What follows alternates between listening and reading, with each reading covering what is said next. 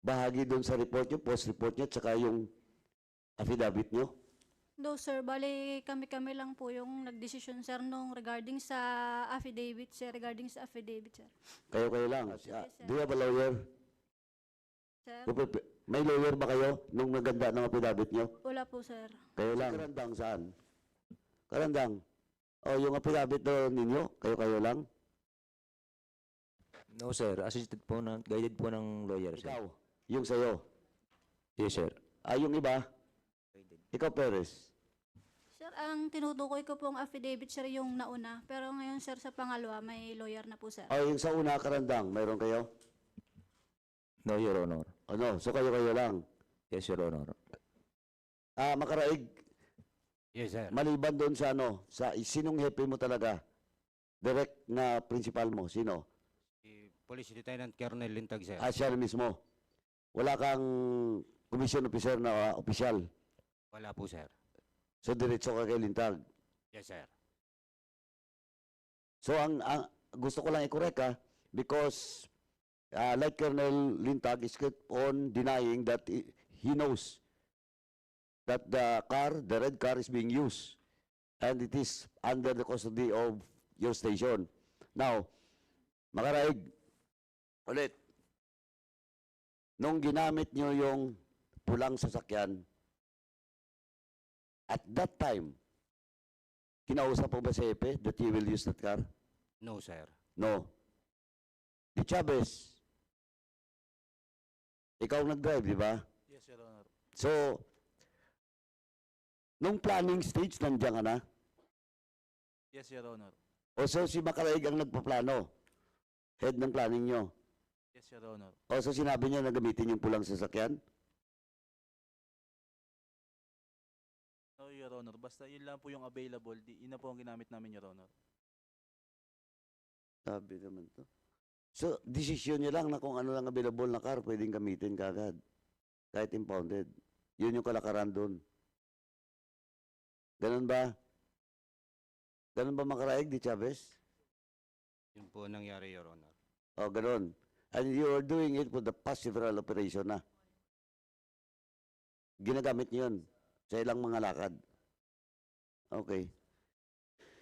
So, Mr. Chairman, as of now, I will give a benefit of the doubt to Lieutenant Colonel Lintag with regards to his knowledge about that red car. But at the very least, may problema sa Mr. Chairman. Hindi niya alam kung anong nangyayari sa stasyon niya. Yeah. Lumalakad yung mga mga personnel niya na hindi niya alam. Okay. Tama yan. Okay. So, Chairman, anyway, still, nakahang pa rin ni Mr. Chairman yung tanong, question of those, not only those 6, kasi karandang, i-out mo na yan, wala sa plano yan. Now, yung 6, nakahang pa rin Mr. Chairman kung sino ba talaga ang iba pang involved doon sa planning at the same time sa post-operation report, Mr. Chairman, yung narrative na ginawa nila. Thank you, Mr. So in Chairman. other words, Chairman Paduano, from the moment na conceptualize nila Makaraig, nila Lintag, nila Sergeant Perez yung plano to have a bypass operation, unfortunately hindi nagmaterialize yung plan. They went back. Bumalik kayo sa no, sa estasyon, di ba? Sa estasyon, doon yun na nakausap si Colonel Lintag and you reported what transpired. At nireport nyo na lahat na, can you please reply, Makaraig? And Yes, sir. So, nireport nyo na nagkaroon na ng barilan, ganon, hindi na nag-consummate yung bilihan ng ng Yes, Your Honor. ng shabu. At lahat na naikwento nyo na sa kanya. So, bali lahat nakwento nyo na kay Colonel Lintag. So, Colonel Lintag, bakit in spite of the fact that they have tell you the story by Sergeant Makaraig and Sergeant Perez, still yung lumabas na mga affidavit nila in relation to what really happened was different, Colonel Lintag? Good morning po, Your Honor. Bakit nag-stick kayo doon sa story na nagkaroon ng bypass? Your Honor, ang report po nila sa akin, Your Honor. Ano, lakasan mo yung boses mo, Colonel Lintag? Ang report po nila, Your Honor, sa akin is... Ano? Ang report po nila, Your Honor, sa akin is consummated po yung bypass nung time na yon. Yun po ang naging basis ko. So, ang naging report sa iyo ay nangyari yung Yes, Your Honor. yung bypass. Yes, Your Honor. At ito, paninindigan nyo na, Makaraig. Yes, sir. Bali po, nagdesisyon kami no, ni Michi na nung mangyari po na magkaroon ng isang bypass operation. Kaya po nagawa siya ng statement, Your Honor. Sino nagawa ng statement? Bali po isang statement para ma-file po si Sergeant Michi Perez, Your Honor. And gaano ba kalaki yung police station nyo, Colonel Lintag? How many square meters? Ang lot area po ng compound ng station, sir, is 1,000 square meters. 1,000 square meter? Yes, Yung Your inyong impounding, gaano kalaki? Yung impounding namin, sir, siguro mga 100 square meters, sir. 100? Your Honor. Ilan ang impounded na sasakyan? Marami po, Your Honor, pero yung Ilan ang impounded na sasakyan? hindi po ako sure sa figure, Your Honor. Ano pang hindi mo alam, sabi ni Chairman Acop. Ano pang hindi mo alam? 100 square meter lang yun. Gaano kalaki ang 100 square meter? E di, malalaman mo ilan yung impounded na sasakyan. Yun ang tinatanong ko. Sabi mo, 100 square meter. O, so kung 100 square meter, ilan ang impounded na sasakyan doon? Ilan? Your Honor, hindi po ako sure sa sa figure. Colonel Lintag, Mr. Chair, 100 square meter lang tinatanong ko. Isa, dalawa, tatlong sasakyan ang impounded doon. Sa mga four-wheel vehicle po, sir, siguro more or less, sir, mga nasa 15 to 20. 15 ang impounded doon sa 100 square meter? Sir, yung iba pong mga impounded, sir, wala po sa loob ng station, sir. Nandun po sa may open space, sir, sa may car wash na katabi ng police station, sir. Itong kulay pula, saan nakalagay? Doon sa 100 square meter? Hindi po, sir. Saan nakalagay?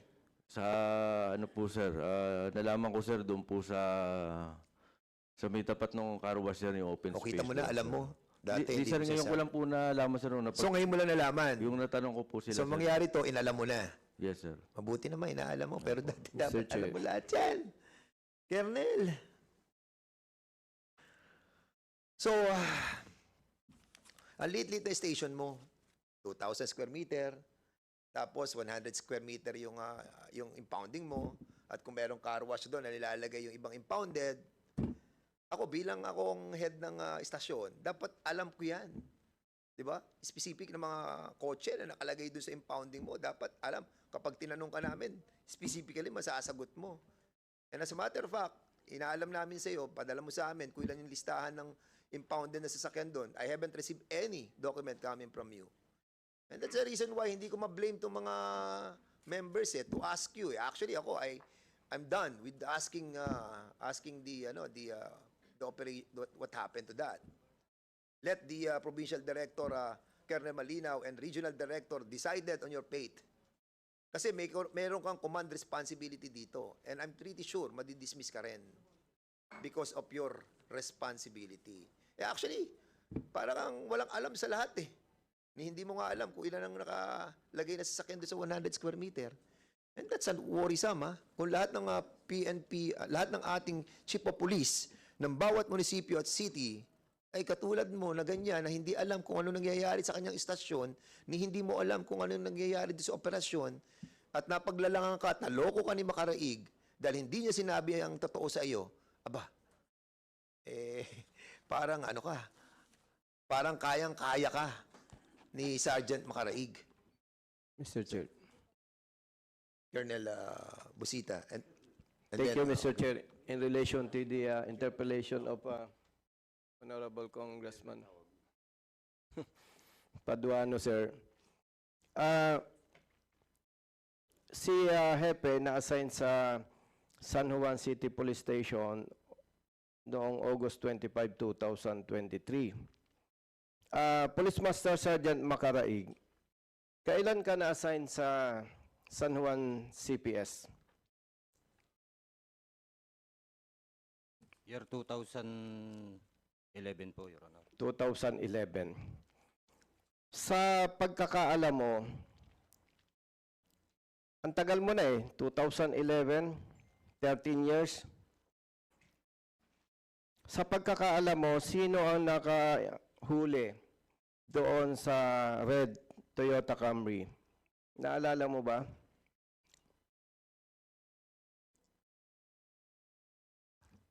Your Honor, sa pagkaalala ko po ay time po ni ang hepe ay ni Police Lieutenant Colonel Manalo, Your Honor. Police Lieutenant Colonel Manalo po. Manalo. 13 years ka na dyan. Sa ang police kasi, chismoso yan eh. Sa pagkakaalam mo, anong violation ng kotse na yan? Reckless imprudence, Your Honor. Okay. So, ang chief of police, nung ma-impound dyan, si Police Lieutenant Colonel Manalo po, Your Honor. Manalo. Mr. Chair, may malpractice kasi sa station, Mr. Chair. Nung ang nakikita kong possibility dyan, Mr. Chair, hindi ko naman bata yan si Colonel Lintag hindi ko rin kilala talaga yan. Nung ma-impound yan, ginagamit na ng mga pulis ng San Juan City Police. Meaning, nung mag-assume, ang nakikita ko po dyan, nung mag-assume si Colonel Lintag, wala yan sa impounding area. Naging practice na yan ginagamit. So, talagang hindi po niya masasagot yan. Ang dapat po nating malaman, sinong custodian at sinong responsible personnel na nag-impound yan. Yung po ang nakikita natin na dapat ay masangkot dyan sa problema na yan. I think, undeclared yan Supposedly, nung mag-assume, by the way, Sergeant Macaraig, after Police Lieutenant Colonel Manalo, sinong pumalit? Siguro, more or less, nakalimang hepe na. Tama ba?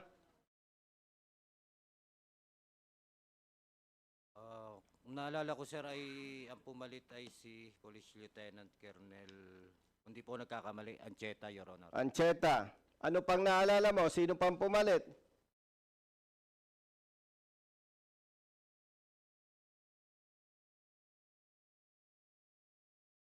Hindi mo masyadong maalala. Ang tanong ko na lang sa'yo, after Police Lieutenant Colonel Manalo, more or less, ilang chief of police ang pumalit na? Siguro, more or less, 5.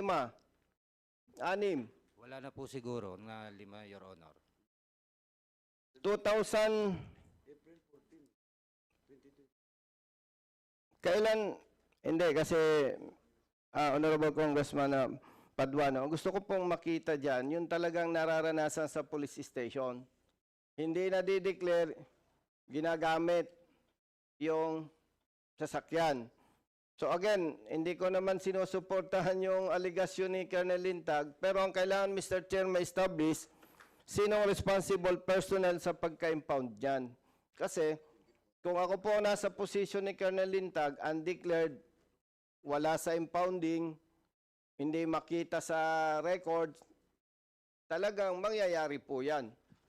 So, dapat ma-find out talaga. So, talagang mahirapan sumagot si Colonel Lintag for that matter, Mr. Chair. Yun lamang po. Maraming salamat, Mr. Chair. Okay, thank you so much. The Chair, Congressman Abante, then Congressman Barbers, then Congressman Acop. Sige, go ahead, Congressman Abante. I just would like to remind all of our resource people here that are under oath, di ba? All of them under oath, di ba? Ibig sabihin nito po, they should be telling us the truth. Mr. Chair, di ba? Correct, that is correct, Congressman. And Chairman Abante. they are not telling us the truth. the last time that we have a hearing, they were not really telling us the truth, and then we have an executive session, and they executed a different version of the story. Just want to find out, Mr. Chair, if the people that executed a mandatory affidavit executed the first affidavit and submitted that to our committee. Yes, Congressman, Chairman Abante. We have received the new Therefore, affidavits. Mr. Chair, these people have been telling us a lie ever since. Yes. How would I know that this mandatory affidavit, how would I know that this is not the truth? How would I know? Di ba? If you told a lie in the first affidavit, you expect us to believe in the second affidavit that you executed? Colonel Lintag, can you answer that, please? You expect us to believe in the second affidavit that you executed? Where did you, saan ka nakatapos ng pagka-police, Colonel Lintag? Sa Philippine National Police Academy po. Philippine National Police Academy. I think that in the PNPA, admission of serious lapses is the death of whoever that man that was killed. Balot ang tawag. Is that only a serious lapse to you? Serious lapse lang ba yun? No, Your Honor, but Anong ginawa po ninyo sa kanila? Your Honor, I was not no longer in a position to make action since I was relieved. I was relieved from San Juan Police Station, Your Honor, and I am also a subject of investigation. So you were not the chief of police at the time? No, Your Honor, after the incident, Your Honor. No, I'm not finished yet. You were not the chief of police at the time that the crime was committed. Were you the chief of police? I was, Your Honor. Then, if you were the chief of police, you should have done something on this. Yes, Your Honor. What did you do, Mr. Chair? I made a memorandum, Your Honor, directing them to explain kung bakit po nangyari yung... Did you submit to us a memorandum? Did you submit to this committee the memorandum? No, Your Honor. Did you submit to us a spot report of the crime Yes, Your in Honor. this committee? Did you submit to us a police report? Did Submitted you po, yes. submit to us a police report? I think the Internal Affairs Officer submitted, Your Honor. Because Who submitted?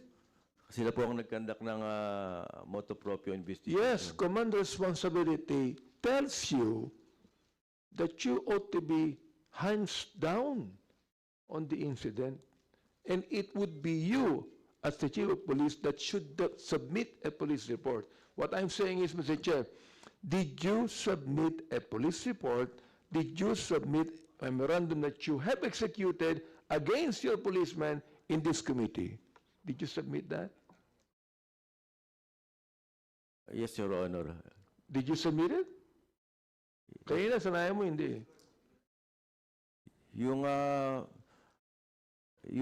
memorandum po, Your Honor, nandun na po sa Internal Affairs Service, Your Honor. What I'm saying is, did you submit that to the committee? No. Your Honor. I'd like to make a motion, Mr. Chair, that Colonel Lintag submit to us a memorandum and all the documents pertaining to the crime committed, Mr. Chair. So I move. Yes,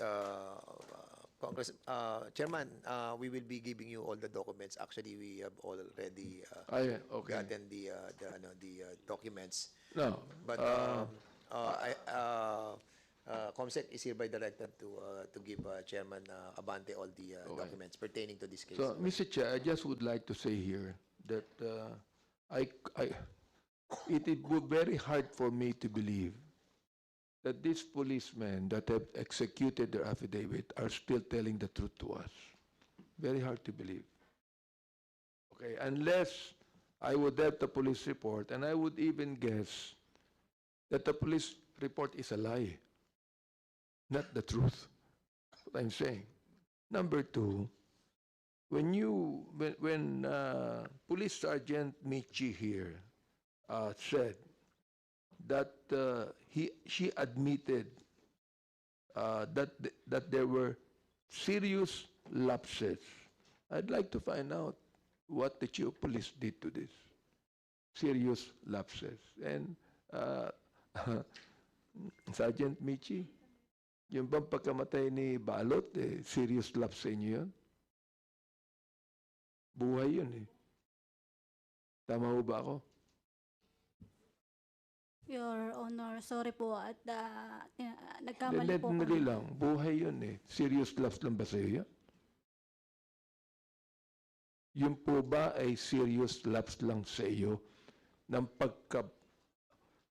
pagkabaril mo at pagkapatay doon sa Mr. Balot? Is that serious lapse? So nothing should be done to it, Colonel Lintag? Nothing should be done to it? Did you file?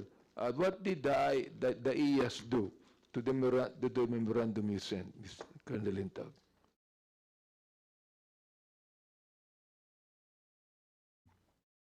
What did the IAS do? Sir, Do you have the IAS here, Mr. Chair? We have the NAPOLCOM. I think the IAS was not invited on today's hearing. CPD, you can ask PD. Malinaw. Oh, sige. Sir, good morning. Colonel Malinaw. Yes, sir. Right after the incident, upon seeing, initially, sir, this all started with a lie.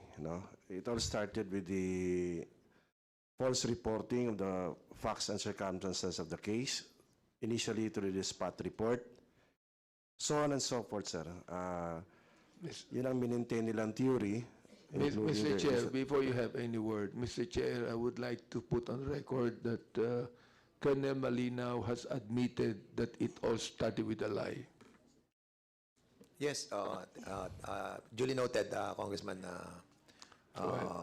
Yes, sir. Abante. That's why, When we had the last committee hearing, Mr. Chair, I remember, I do not know if it's in my committee or the Committee on Public Order, that the IAS admitted, I think it's in my committee.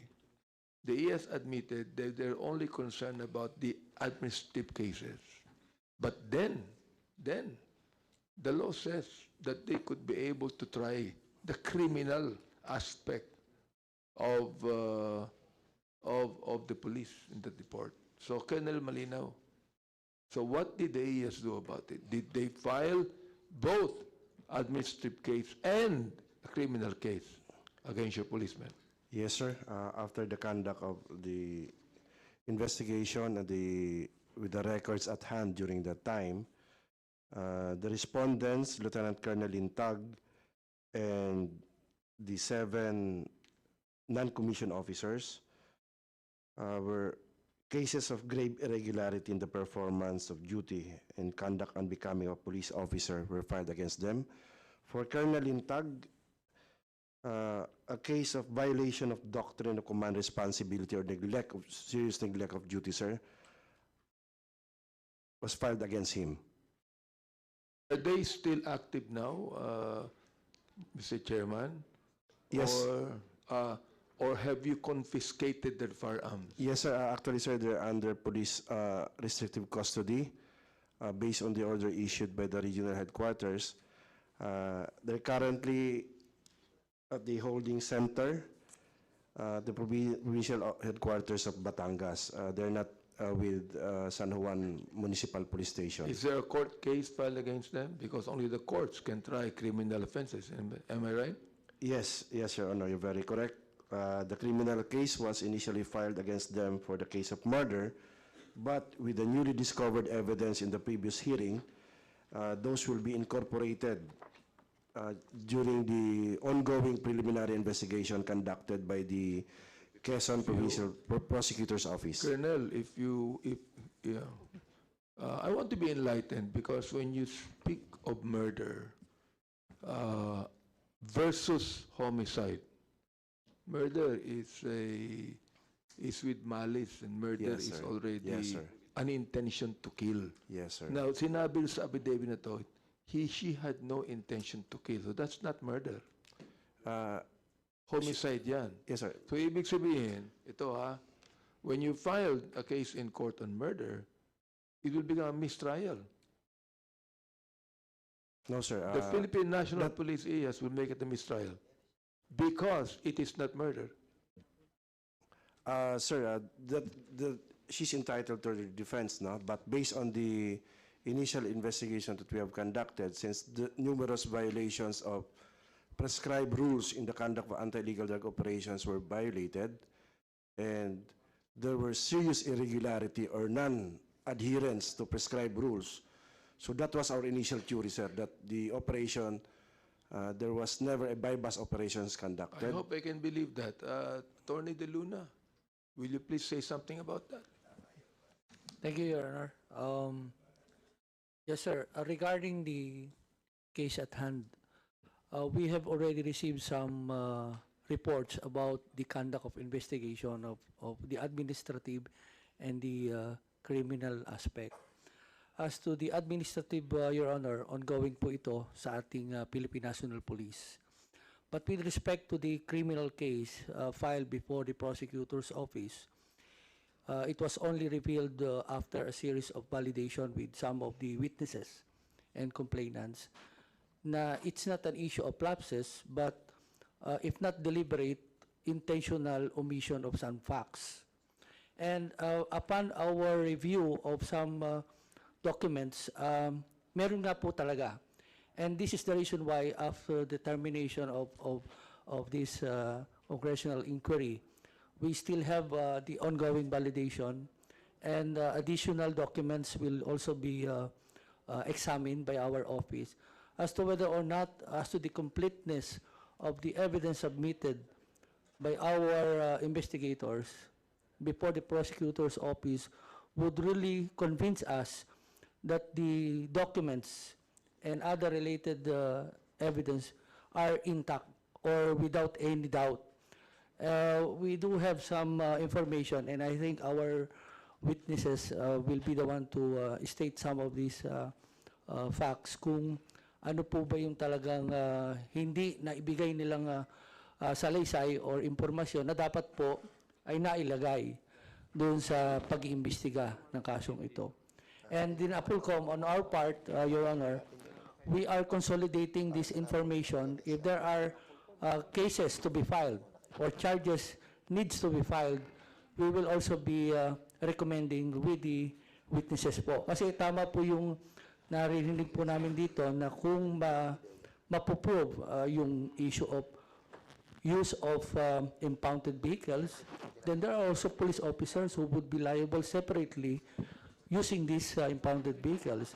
If there are falsifications in the execution of their statements, meron pong in-include na police na hindi naman pala talaga kasama sa operation, then they will be liable kung bakit nila nilagay yung pangalan kung hindi sila kasali doon.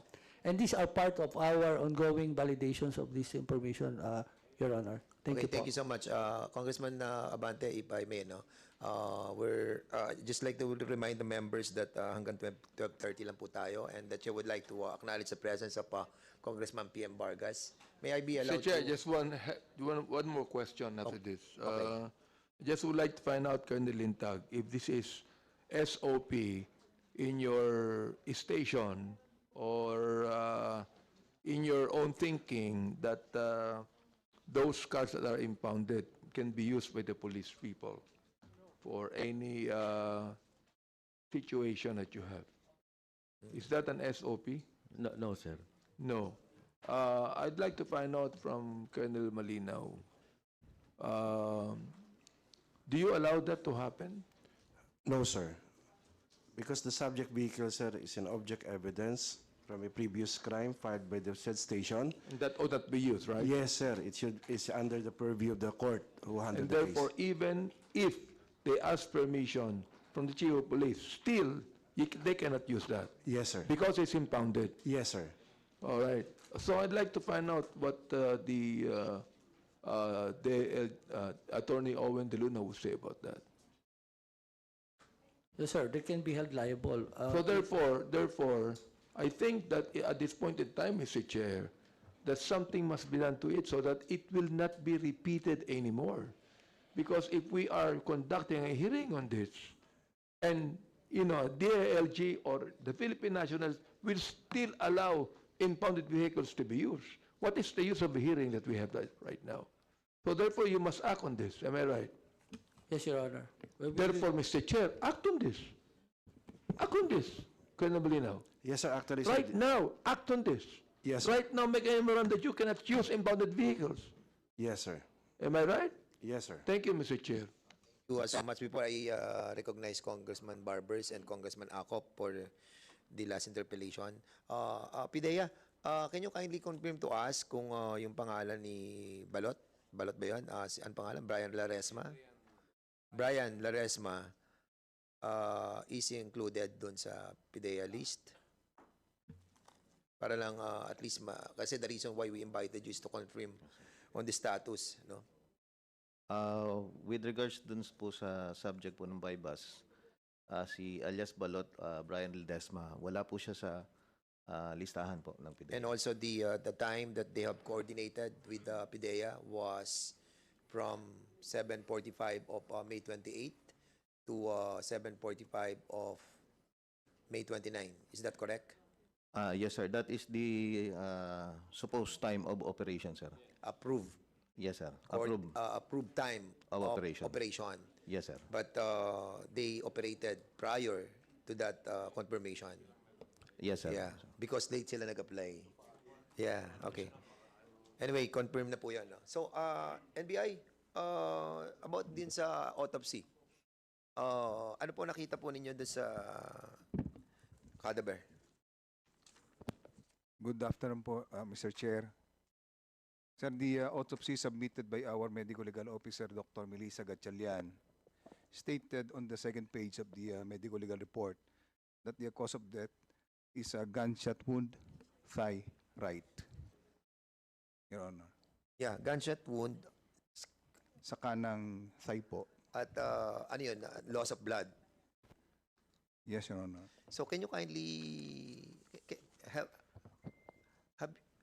you have this kind of procedure na you can find out how many hours ang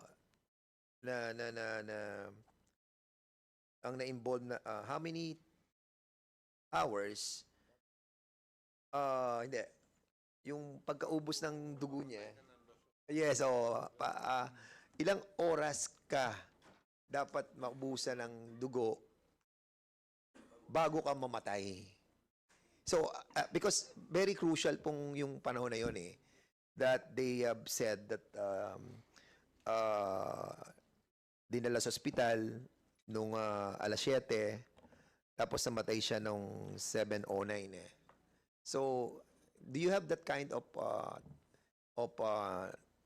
knowledge of how to measure yung time of loss of blood in relation to the death of that person? Your Honor, considering that I am not a medical legal, I am not a doctor, but I believe that hemorrhagic shock will cause an immediate loss of life of an individual. When he sustained a wound that will immediately cause a very bad loss of blood, then he will surely die if he will not be subjected to an immediate medical intervention, Your Honor. Okay. Sige, since hindi po kayo yung doctor na siguro, sino ba nagdala ng nung kay Brian doon sa ospital? Sino nagdala? Si De Chavez, no? Saka si Carpio, saka si Trinidad, di ba? So from the time na from the bridge, so dinala nyo doon sa district hospital, di ba? Meron kasi isang ospital doon eh. Yung San Juan Hospital, Doctor's Hospital, na 2 kilometers away. Pero dinala niyo siya doon sa 4 kilometers away. Why? Ano reason doon? Your Honor, mas nakasanayan po namin na doon magdala sa public hospital. Unang-una po ay sa private po ay may kalimitan po ay iniintay nila yung immediate family saka yung mga other requirements, Your Honor. Pero nakita niyo naman yung ano, 'di ba, yung victim na nandoon na umaagos yung dugo, ganun. Opo, sir, pero Naglagay ba kayo ng first aid na tinakpan niyo yung kanyang paa o whatever? si Patrolman Carpio, Paano yung dugo niya? Talagang umaawas or something like that? tinakpan po ni Patrolman Carpio ng kanyang kamay. So how many minutes away from the bridge na nakarating kayo sa ospital?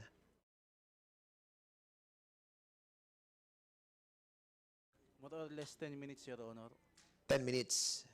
And it's like 4.5 kilometers. Yes, Your Honor. Di ba? 4.5 kilometers, 10 minutes. And I was wondering, dapat pag ganun kasing emergency, di ba? I mean, dapat ang dala nyo doon sa pinakamalapit na eh. Doon sa San Juan Doctors Hospital, doon nyo sana dinala. Imbis na dinala nyo sa San Juan District Hospital. 2 kilometers is so crucial in the life of that person. Di ba?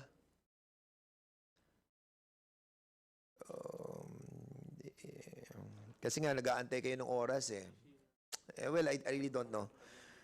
Let the court decide on that. But in here, what we wanted to find out is ano, siguro, before that, no, sige, maglalas ako doon sa, ano, doon sa mga victims, ano. Congressman Barbers, you have the floor. Thank you, Mr. Chairman. Maiksi lang po ito. I just wanted to redirect the direction of the committee when we finally write our committee report. Mr. Chairman, nakita natin dito sa insidenteng ito. At ito hindi ito ngayon lang nangyari. Maraming lapses in the operations, maraming omissions in the reporting, at higit sa lahat, maraming illegal na ginawa doon sa operations na ito. Number 1, gumamit sila ng vehicle na parte ng ebidensya ng isang krimen na nangyari, which is a clear violation. Number 2, may nagtanim ng baril at saka nagtanim ng droga. Apparently, this is what's coming out from the affidavits executed by the Philippine National Police members. No? Number 3, there was a clear omission of the facts and the truth in the conduct of this operation. Kasi gumawa sila ng bagong narrative eh. Gumawa sila, pinilit nilang maging legal yung isang illegal at hindi tamang operasyon sa anti-drug, illegal drugs operation. So, pinakamabigat dito, syempre, yung planting of evidence. Ito, hindi lang ito nangyari dito sa Laguna. Marami ng instances where this planting of evidence was being used to justify an illegal, anti-illegal drugs operation.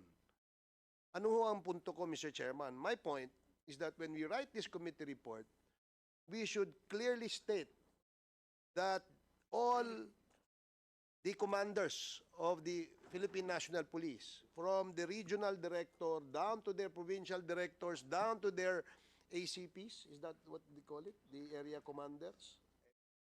The APCs, no? Dapat very clear, sabihan ninyo ang inyong mga patrolman, ang inyong mga master sergeant, ang inyong mga tao sa ilalim ninyo na bawal gumamit ng ebidensya na naka-impound sa kanilang area. Bawal mag-planting ng ebidensya, which is, I think we should really insist on this eh. Continuous education na lang. Kasi meron pong matitigas ang ulo eh. Na alam naman nila na illegal magplanta ng ebidensya pero ginagawa pa rin nila. For whatever motivation, we don't know. Yung iba, sinasabi nila, kasi kailangan may performance tayo. Kailangan meron tayong accomplishment. No? So kung ganun ang motivation, palagay ko walang mangyayari dito sa ating anti-illegal drugs operation na ito. Mauubos ang ating kapulisan. Walang maiiwan. Marami hong matitinong pulis. Iilan lamang ho yung mga bugok dyan.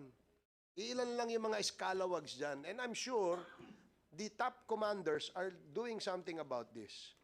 But again, as I stated earlier, hindi dapat mawala ng accountability yung mga tao na lumabag sa batas at higit sa lahat, kumuha ng buhay ng isang tao. Yan ho,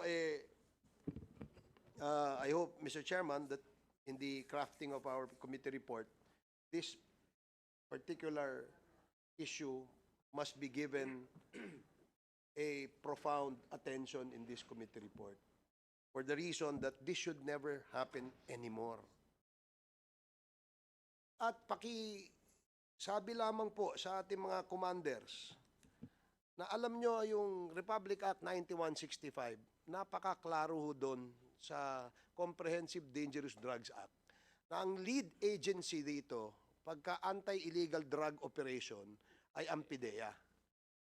Hindi ho yung mag-drug bust kayo, magre-raid kayo, pagka natapos na, tsaka nyo sasabihan yung PIDEA para ma-justify yung inyong ginawa. Hindi ho ganon ang intensyon ng batas. Ang intensyon ho ng batas ay ang dapat manguna sa laban sa illegal na droga ang PIDEA in close coordination with our law enforcement agencies, specifically the Philippine National Police. So, Mr. Chairman, yung punto ng planting of evidence, paggamit ng mga ebidensya na mali, no? Yung paggagawa ng report na scripted, yung gumagawa ng kwento na hindi naman katotohanan, at syempre yung sinasabi natin na ang anti-illegal drugs operation must be closely coordinated with PIDEA. Kagaya ho niyan, may nagbuwis ng buhay. Nagtuturoan tayo ngayon. Tinanong ko, naalala nyo, nung huling hearing, ang tanong ko, kayo ba ay nag-coordinate sa PIDEA? Ang sabi nyo, 6:25, may nag-fax. At yun ang kinonfirm ng PIDEA, di po ba? 6:36. 6:36. Sinabi nyo 6:36. 6:20 may nangyari ng insidente, correct? Kasi apparently the medical legal records states that the victim was shot between 6:20 p.m. Ano ba yun? 6:20 ba yun? 6:36 yung fax message eh. The message was sent 6:36 p.m., correct? Yes po, Your Honor. 4:25, base dun sa video pinakita ni Chairman, napapunta na doon yung green na kotse at saka yung pulang kotse. Nagkaroon ng insidente at 6:20. So lahat natapos na prior to the reporting or coordinations with PIDEA. So that was a clear violation of the law.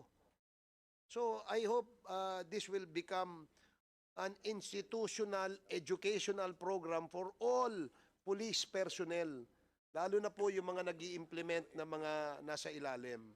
So the commanders will be tasked and must include this in their daily briefings if that is necessary. So, Mr. Chairman, having said all this, I do hope that in our committee report, this will be profoundly stated in this committee report. That's all. Thank you, Mr. Chair. Thank you, Chairman Barbers, and would like to acknowledge the presence of our friend, Congressman Kit Flores, and Congressman Plato. Ay, si Congressman Plato, our friend. So, dito na po ang ating Congressman, Chairman ng Transportation, Congressman Acop, our spiritual advisor. Okay, you are recognized. Thank you, Mr. Chair. Sergeant Macaraig, Yes, sir. Ikaw bang head ng DEU ng San Juan Police Station? Yes, sir. O ikaw ang head? Team leader, Your Honor. I beg your pardon? Team leader po, Your Honor. Hindi. Yung opisina na DEU ng San Juan Police Station, sino ang boss doon? Bali, sir, ako po ay Intel PNCO kasama po sa DEU at saka sa Warrant PNCO po, sa senior officer. Walang opisyal na assigned doon? Dati po, sir, ay meron, kaso kailangan po ng approval pagaling sa PIDEA ng DEU. Ay narilib po yung dati naming deputy, kaya wala pa pong order yung bagong deputy po, Your Honor.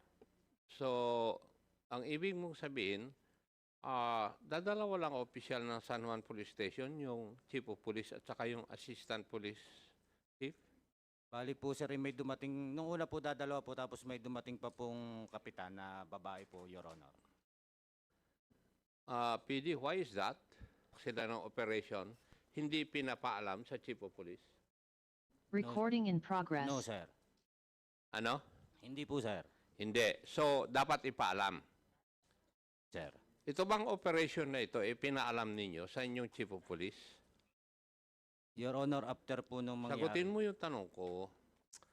Ang tanong ko sa iyo, ito bang operation na sinagawa po ninyo ay ipinaalam mo muna sa iyong Chief of Police bago nyo ginawa yung operation? Importante yun eh. Hindi po, Your Honor. Hindi. So, ibig mong sabihin, ikaw mismo ang lahat ng nagdesisyon na gagawa kayo ng operation laban kay Brian Laresma. Ikaw lahat. Yes, sir. No, Ikaw ang nag-isip lahat. Kasama po yung mga kasamahan ko na makatanggap po ng information, Your Honor. Hindi, ikaw ang boss eh. Umiiwas ka kaagad eh. Iho. Ikaw ang boss ng DEU. Di ba? Yes, sir. So, ikaw ang dapat nakakaalam lahat ng operation ng DEU, di ba? Yes, sir. As a matter of fact, kasama ka nga sa operation eh. Nandun ka sa area. Tapos sa affidavit mo, gusto mo pang umiwas. Ikaw ang principal, may kasalanan ito. Kasi ikaw ang nag-isip lahat eh. Yung unang istorya na tinunong ni Chairman Abante, ikaw ang gumawa nito. Ang presumption ay ikaw ang gumawa ng istorya na yon. Tama? Yes, sir. Yes. Ikaw ang nagplano, nung may nangyari, ikaw ang gumawa ng istorya. Pero dito sa affidavit ninyo, hindi pa rin ako kontento na nagsasabi kayo ng totoo. Kasi, hindi nyo sinasabi sa akin, o dito sa committee na ito, yung sino talaga yung asset na nagsabi na nandun na si Brian Laresma dun sa lugar. Yung kapatid ba ni Sergeant Trinidad o yung sinasabi ni Sergeant Perez na asset niya na hindi naman yata dumating according to my information? Alin ang totoo? Yung asset po na sinasabi ni Sergeant Perez. Ha? Yung asset po na sinasabi ni Sergeant Perez, Your Honor. Sino yung asset na sinasabi ni Sergeant Perez? Iba ba siya doon sa kapatid ni... Sino na yung investigador? Ni Franklin Trinidad? Iba pa po, Your Honor. Iba. Hindi ba ang kwan is... teka, nagsabit na ba kayo ng pangalan ng asset pala?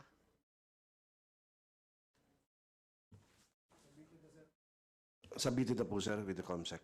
Sir. Yung official siya na asset. Yes, sir. Na-interview mo na ba, Hepe, ay PD? No, sir. Eh bakit hindi nyo tinatanong? Kung totoo yung sinasabi ng mga taga San Juan. Sir, we just called the records coming from our intelligence branch, yung S2 namin. Yeah, but Yes, sir.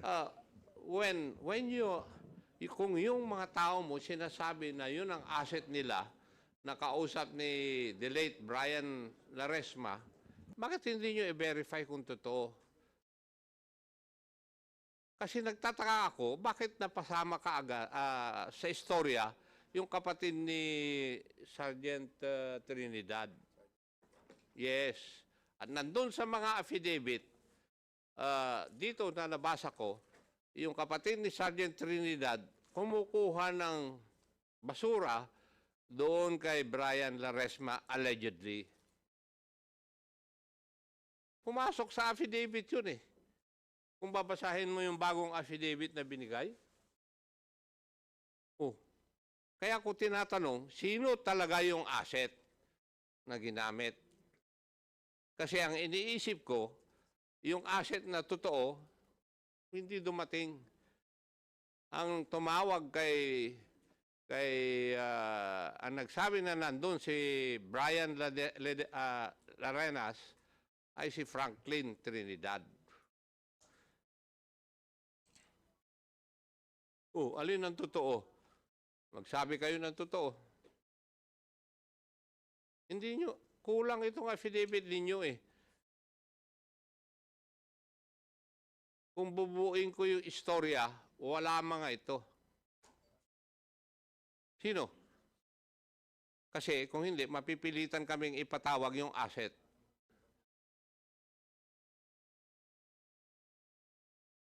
Hindi kayo magsasabi ng totoo? Sergeant Macarig? Sir, yung asset po talaga, bukod po yung sa kapatid ni Trinidad, ni Sergeant Trinidad. When you say, kung sinasabi mo bukod doon sa kapatid ni Sergeant Trinidad, anong ibig sabihin? Anong participation ni Franklin Trinidad yan? Hindi naman siya pulis. Bali, sir, nakita nung time na yon na papunta doon yung kapatid ni Sergeant Trinidad na monitor din po niya ng kanyang kapatid. Ikaw Na ito naman, ay iho. kukuha din Ibig po doon. sabihin, mere coincidence yung sinasabi mo. Nagkataon. Ha? Ganun ba? Di, sir, dahil na-monitor din, sir, nung umaga na nanggaling na, sir, doon. Itong kapatid po ni Sergeant Trinidad ay kaya po pinamonitor uli po namin sa kanya na baka sakaling bumalik ito nung hapon, Your Honor. Okay. Meron pa isang kulang. Anong oras talaga nangyari yung barilan? Humigit kumulang, Your Honor, mga 6:36 po ang gabi.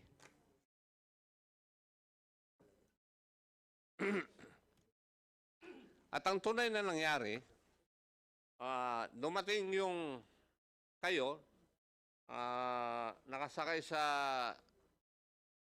green na sasakyan, nakita kayo ni Brian, tumakbo siya, binaril mo naman, Sergeant Perez, di po ba? Kaya ang tama niya, sa likod ng paa. Tama. Kasi yun naman ang istorya talaga eh. Pero, ang ginawa ninyo, gumawa kayo ng paraan, kagaya ng sabi ni Chairman Barbers, nung nabaril nyo siya, ginawa nyo ng paraan na maging legitimate yung operation ninyo. Kasi magmula sa umpisa, mali na eh. Di ba, Sergeant Macaraeg? Tama?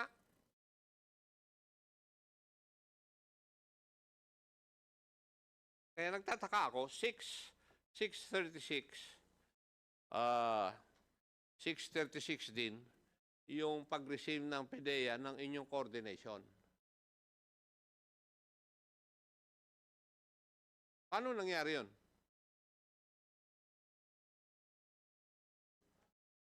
Sino nagpadala ng coordination sa PDEA? Kasi true facts ba yun na PDEA yung coordination nila? Yes po, sir. True facts po. So, eksakto yung oras na pag-receive po ninyo? May I be corrected, sir? Email po pala. Email. So, eksakto yung oras ng pag-receive. Nandun yung time eh. Yes po, sir. Yes. Kung 6:36 ang pag-receive ng PDEA doon sa inyong email for coordination, 6:36 din, sabi ninyo sa inyong mga affidavit, saka pagsagot nyo sa akin na nangyari yung barilan. Paano nangyari yun?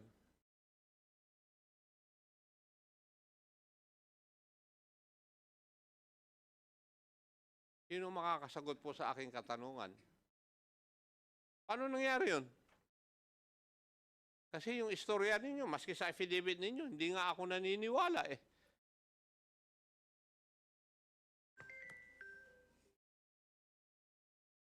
Hindi ako naniniwala. Ha? Sabi nyo nung last time, gagawa na kayo ng affidavit na katotohanan ang ilalagay ninyo.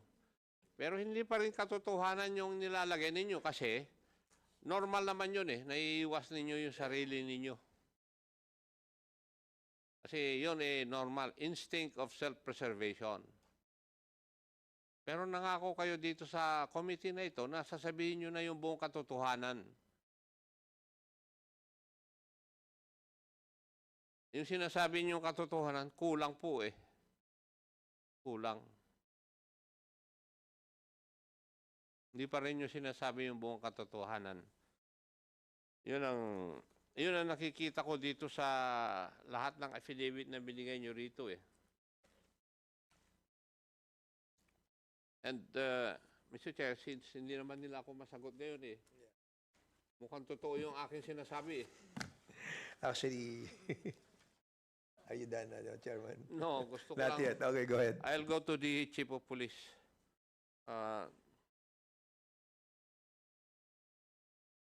PD, kilala po ba yung hepe mo? I've known him since we were in Laguna, provincial police officer. So you had the occasion to work with him. He was the investigation officer of Laguna PNP, while during that time, sir, I was the chief of police of Calamba City. Ikaw ba ang pumili sa kanya para maging hepe ng San Juan? No, sir, nadatnan ko na lang po, sir. Naratnan mo na lang siya. Yes, sir. Kasi, if you had had the occasion of working with him, then you would have known his capability. Tama po ba? Yes, sir. Oo. So, matanong kita, having known him, kung ikaw ang masusunod, siya bang gagawin mong hepe? No, sir. No. Yes, sir. And maybe you have your own reasons. Yes, sir. Yes. I will not venture to ask already the reasons kasi alam ko na rin siguro yan. Colonel Intal, could you please define to me the phrase command responsibility? Sir, sa doctrine ng command responsibility po, sir, dapat lahat, sir, ng nangyayari sa unit, sir, ay alam dapat ng commander po, sir. Kaya ka pala nakakalintik-lintik eh. Ang doctrine of command responsibility states that a commander is supposed to be responsible for whatever his men would do and would fail to do. Dito sa nangyaring ito, wala kang kaalam-alam. Doon pa lang, ay may problema ka na sa command responsibility. So, I think, PD, I think you know what to do. And you would know the charges that will be filed against him administratively. Thank you, Mr. Chair. Exactly. And under Executive Order number 226, Section 1, precisely, neglect of duty under the doctrine of command responsibility. Ayan, babasahin ko. Any government official or supervisor or officer of the Philippine National Police or that of any other law enforcement agency shall be held accountable for neglect of duty under the doctrine of command responsibility. If he has knowledge that a crime or